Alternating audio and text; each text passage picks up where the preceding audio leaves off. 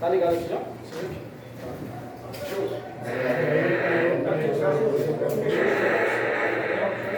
Esse rádio aí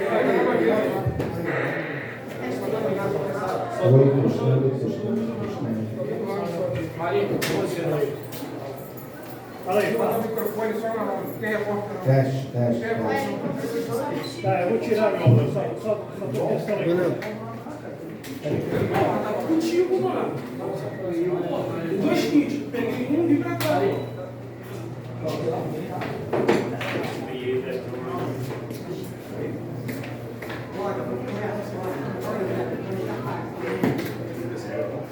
Fala só mais uma vez, boa tarde aí, Júlio. Mais uma vez, boa tarde. Muito. Você não. Toda vitória santa, parabéns, isso, Boa tarde, Luísa Sabores. Queria que você falasse um pouquinho sobre a importância dos meninos da base, né? Hoje o Marco fez um grande jogo, essa é a titularidade dele, e o André também fazendo gol. A importância desses meninos para esse novo momento do Vasco também, né? Para, enfim, engatar uma sequência boa e para subir. Bem, numa oportunidade anterior, foi-me feita a pergunta sobre o trabalho de base do Vasco. O trabalho de base do Vasco sempre foi um trabalho de destaque a nível nacional. E hoje, a gente tendo jogadores dando resposta, do jeito que eles estão dando resposta no campo, consolida ainda mais essa situação do grande trabalho de base feito pelo Vasco. Emílio, Tébaro do Grupo Globo aqui, queria que se desse aquele panorama sobre o que você esperou da partida, se aconteceu realmente tudo como você planejava, como é que você esperava que o Vasco jogasse hoje, se realmente foi assim. Quando saiu a escalação, imaginou-se que o Nenê ia ser ponta ali, né? Até na Baixa TV ele estava como ponta, mas acho que foi o Marlon, o Nenê de mais centralizado. Então, o que você planejou no Vasco hoje, deu tudo certo. E sobre o André, existe alguma orientação para ele realmente pisar mais dentro da área, como ele vem pisando e fazendo gols? Obrigado. A situação dos campogramas, quando chegam para o externo, é uma formatação só para passar a equipe que vai sair jogando. O tema hoje da nossa preleção foi o nosso melhor. E a gente buscando uma linha do tempo, tirando o fator resultado, que é o grande mensurador das críticas, dos elogios, a gente viu que em todos os jogos, dentro da linha do tempo, a gente fez o nosso melhor. Teve alguns momentos que o nosso melhor não foi suficiente para vencer a partida. Mas se a gente fizer um histórico hoje de aproveitamento do Vasco no ano, a gente está com uma situação muito favorável no nosso melhor. E na nossa cultura, o nosso melhor, o externo, é só quem ganha. E enquanto a gente tiver nessa cultura, a gente vai ficando para trás em relação a muitos times fora do país. Que a gente sempre mensura, acabou o jogo, por exemplo, o tema da mídia foi bola parada. O Vasco tem tomado gols de bola parada. Lógico, o campeonato da Série B é um campeonato de bola parada. A maioria dos gols são oriundos de bola parada. Só que a gente tem, hoje, fizemos 3, mas tirando o jogo de hoje, eram 24 jogos e 12 gols de bolas paradas feitos pela gente. Então a gente sempre busca algum tipo de correlação quando o resultado não é positivo, com relação aos pontos que ocorreram naquela partida, porque é uma análise fácil. Tomamos um gol de bola parada, o time está fazendo a bola parada. Tomamos um gol o time não para a transição. Então a gente melhorar um pouquinho a cultura de analisar. E o que eu tenho para dizer para a torcida do Vasco hoje é o seguinte: o grupo que está hoje tentando e vai conseguir o acesso é um grupo diferenciado de profissionais da melhor qualidade possível. A torcida tem restrições com alguns, mas esses são baitas profissionais. E principalmente na situação do que a gente tem como o mais concreto. O que é mais concreto? O estado novo. Hoje, eu estou aqui à frente do Vasco, meu histórico como treinador, eu não tenho histórico, então eu sou bem aceito. A gente tem uma vontade danada de rotular as pessoas e dizer que não servem. Então a gente está sempre com novo. Aí você vai ver um clube no final do ano, às vezes tem um elenco de 60, 70 jogadores, porque a gente fica na ansiedade de renovar o novo, porque aquele fica praticamente cancelado pelo clube. Tá? Não sei se eu respondi. Sim, aí uma segunda pergunta sobre o Andrei Santos, existe alguma orientação para ele pisar na área, como ele vem fazendo? Cara, na nossa rotina de análise dos jogos, a gente estava analisando, o Andrei é o cara dos 3/3 do campo. É o cara do tiro de meta, é o cara do segundo terço, que é a construção, da criação, e é o cara do terceiro terço da finalização. Que local que a gente posiciona o Andrei? Ele por si só, ele se encontra nessa situação de desenvolvimento na dinâmica do jogo e se encontra nos 3/3 com a maior facilidade possível. Amigo, quem não viu o jogo, pega só o resultado, acha que foi fácil. O time do Tombense é bem arrumado, proporcionou dificuldade. É um grande profissional à frente, que é o Bruno Pérez. Eu queria que você fizesse uma análise do jogo em si, para você, qual o melhor jogo do Vasco nessa Série B, passa por aí. Uma das características da série é a situação da dinâmica do placar. Quando a gente fez, aconteceu contra o CRB, a gente fez um gol na frente, então fica um jogo mais facilitado para você, dentro da dinâmica do jogo, criar situações favoráveis. O outro time tem que sair e você cria um espaço nas costas do adversário. Então, bem, esse é um time arrumado, um time que não se fechou, um time que veio para jogar, e dentro do duelo a gente conseguiu ser feliz com 3 gols e eles com 1. Emílio, boa tarde, parabéns pela vitória. E como manter o Vasco nesse ritmo, nessa crescente, principalmente na questão da criação, porque no passado, um pouco recente, o Vasco tem um problema nessa parte dessa criação. Hoje, nos últimos jogos, o jogo contra a Ponte, o Vasco faltou o detalhe do gol, né? Mas teve a criação. Mas como manter esse ritmo dessa criação, trabalhando ali os jogadores ali de meio? Em cima do tema da preleção de hoje, o nosso melhor. O nosso melhor vai ser, diante do que o jogo apresentar, a gente ter respostas com relação ao adversário, para a gente criar e a gente ser efetivo. Depois de criar, ser efetivo na finalização. E dentro da dinâmica do jogo, a gente conseguir o resultado favorável.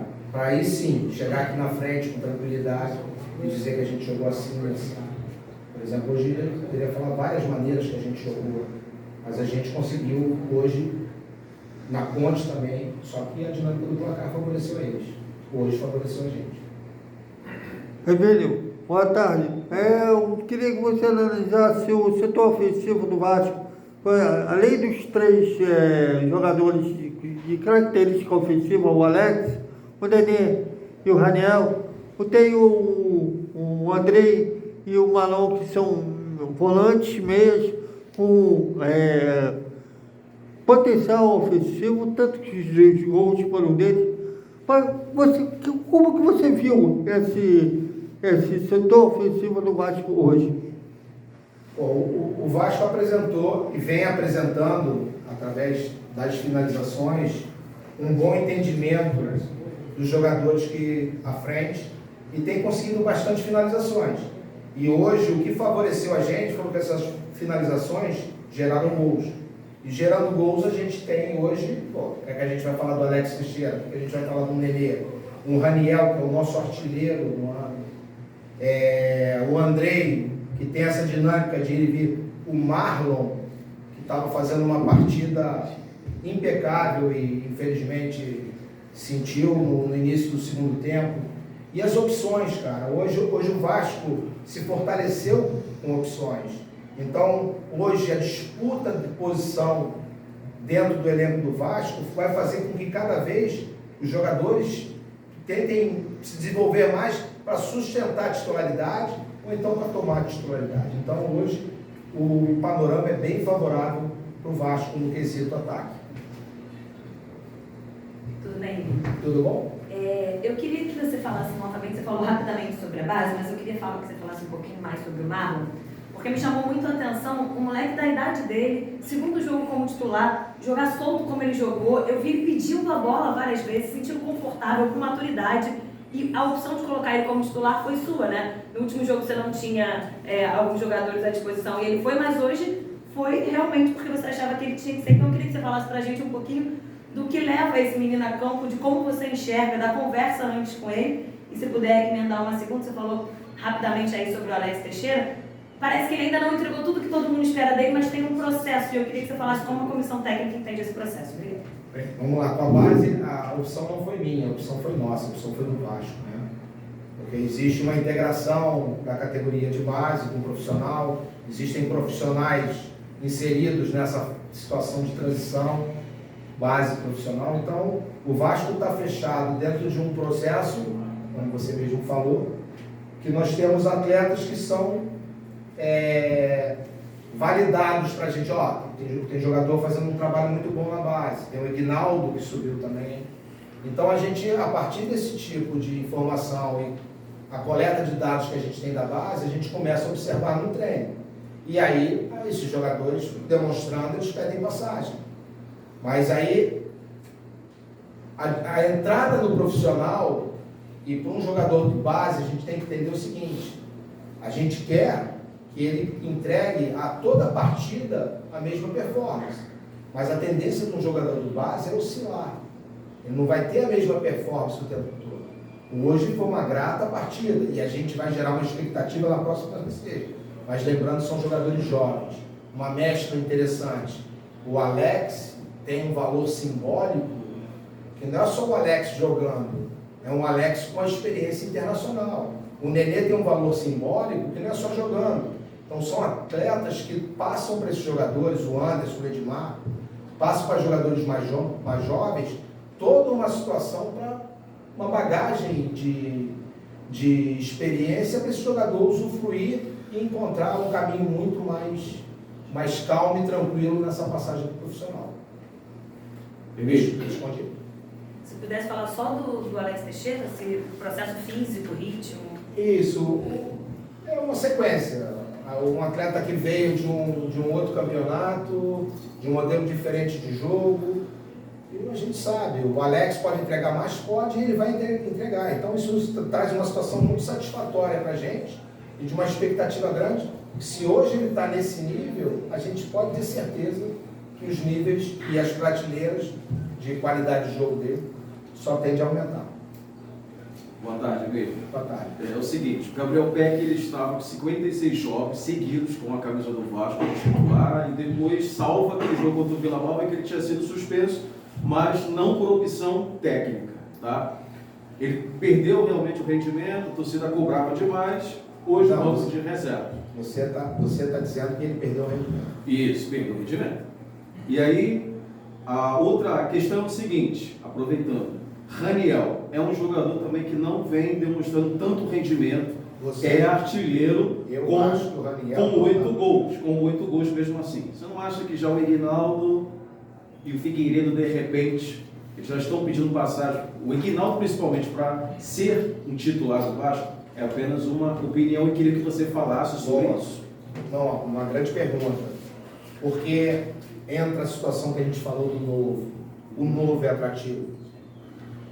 Muitas pessoas terminam o casamento com uma esposa de 50 anos por causa do novo.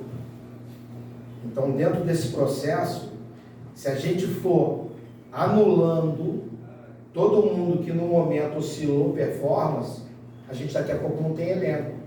Você falou do Ignaldo. O Ignaldo entra no lugar da... Pô, eu tenho todas as redes sociais. E eu não tenho facilidade de manipulação das redes sociais.